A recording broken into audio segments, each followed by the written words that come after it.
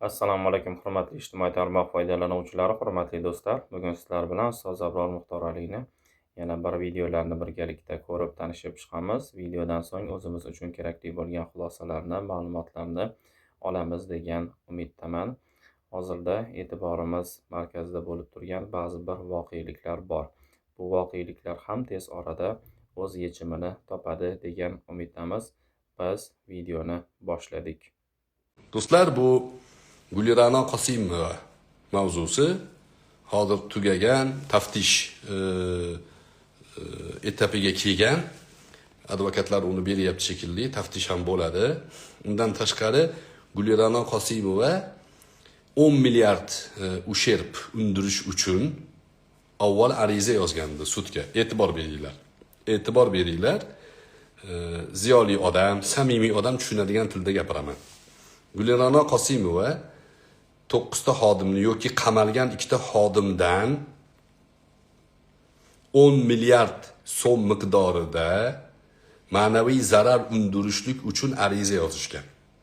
Arizada keltirilgan vaj, birinchi arizada keltirilgan vaj meni ichki ishlar xodimlari urib, yechintirib, birinchi etajdan ikkinchi etajga olib chiqib, qornimga tepib, zino sahnasini yaratishib, meni majburlab zino qildi deb yozdirishga majbur qilishib, obro'yimizni to'kishdi.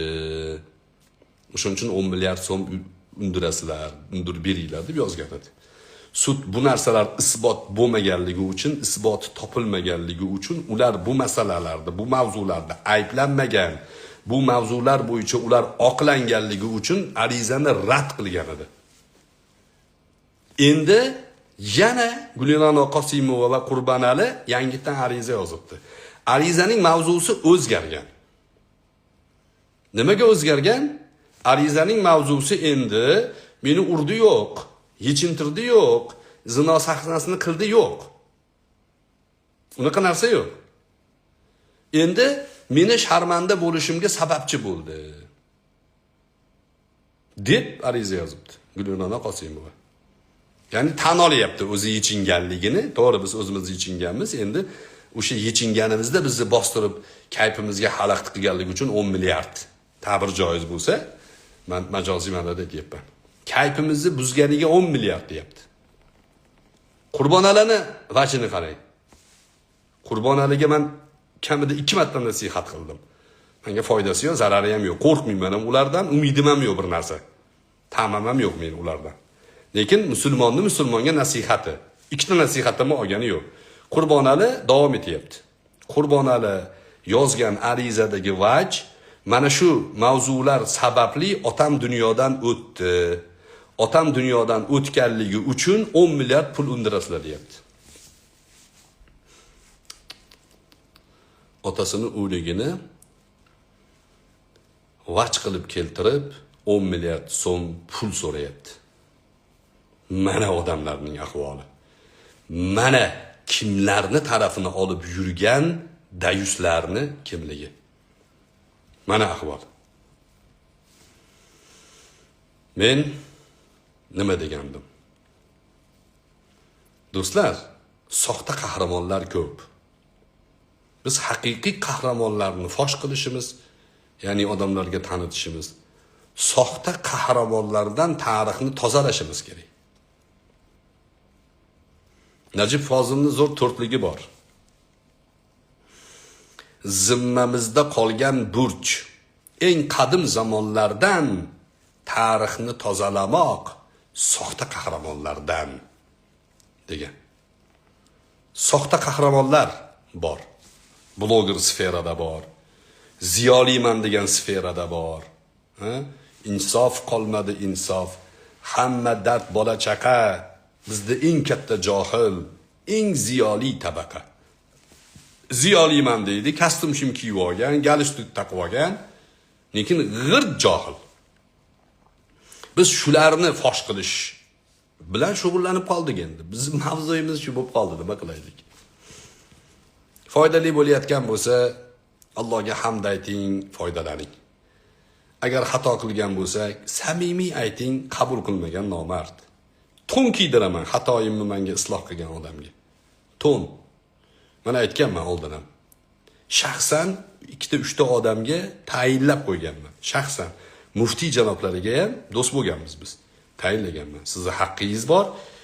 Yarim chiziq qayerda xatoyimni ko'rsangiz, to'g'ri aytasiz menga. Aytmasangiz qiyomatda yoqangizga yopishaman deganman. Aytganlarmi? Aytgan joylari bor. Isloh qilganmisiz? Isloh qilib, uzr so'raydigan joyda uzr so'rab to'xtatganman.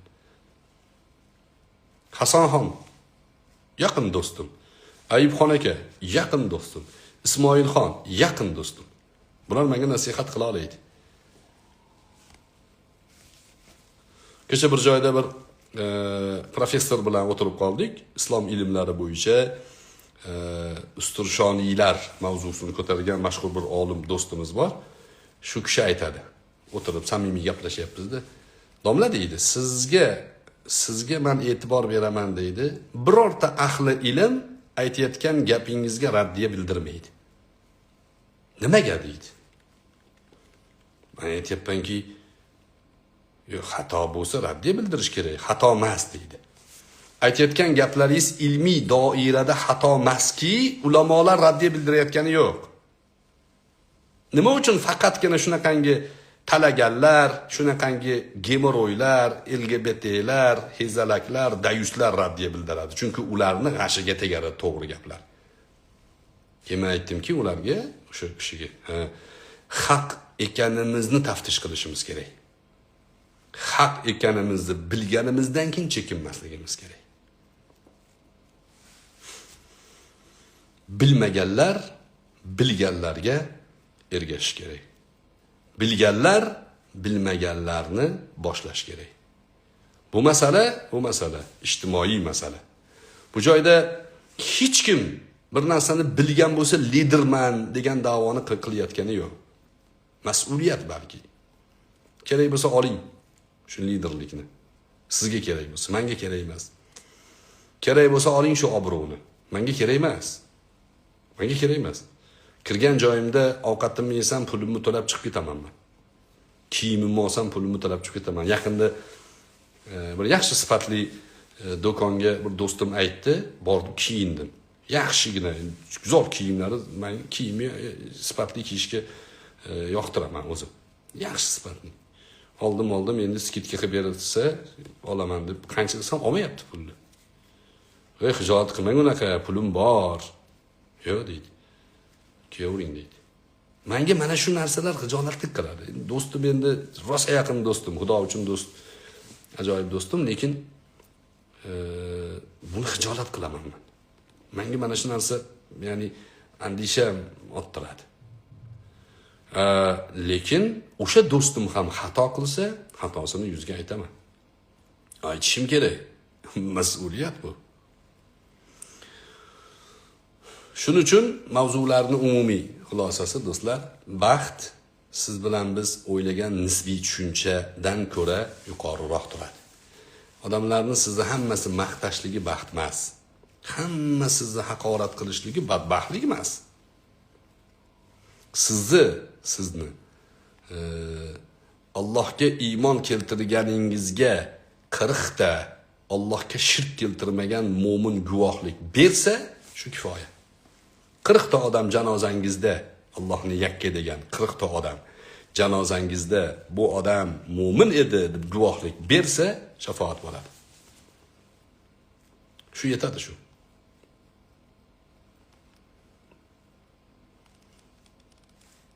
Men uchun zarur emas. Do'stman degan dambadam. Yetar tobutim uchun 4 ta iymonli odam. 4 tomondan ko'tarib, oborib ko'mib ketishsa bo'ldi. Alloh rahmat qilsin deb eslab qo'yishsa bo'ldi. Dunyoda bo'lsa, haqni haq, botilni botil deymiz.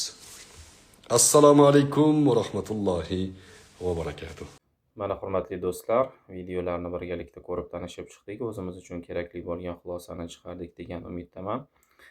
Ba'zi bir akalarimiz o'zlari bilib yoki bilmasdan, ba'zi narsalarni tushunib yoki tushunmasdan bir insonni hayvonga o'xshatib, uni ba'zi bir gaplar bilan haqorat qilishmoqda. Do'stlar, har bir gapirayotgan gapimizni madaniyat bilan, ma'rifat bilan tushuntirishimiz kerak bo'ladi. Biz millatdosh, vatandosh sifatida bir-birimizga qarshi emasmiz. Bizda fikriy qarshilik bo'ladi xolos. Bir insonni xatosi bo'lsa, u insonga xatosi aytilsa, keyingi inson xatosini tan olsa bo'ldi, shu bilan masala tugaydi. Ijtimoiy tarmoqlarda ham ba'zi bir insonlar Abror Muxtor Aliga sakrashmoqda. Bu insonlar ham xatosini tan olib, Abror Muxtor Alidan kechirim yoki uzr so'rasa, shu bilan masala yopiladi. Yo bo'lmasa bu insonlar Abror Muxtor Alini haqiqatdan ham aybini isbotlab bera olsa, ustoz Abror Muxtor Ali ham kechirim so'ray oladi. Shu bilan masala o'z yakuniga yetadi. Shuning uchun do'stlar, sizlar men millatdosh bo'lumga adovat qilaman emas, men unga fikriy qarshiman, qarshiligimni izhor qilaman deb to'g'ri ma'noda tushuntirish kerak va zarur bo'ladi. E'tiboringiz uchun rahmat. Kelgusi videolarda ko'rishguncha sog' va salomat bo'ling.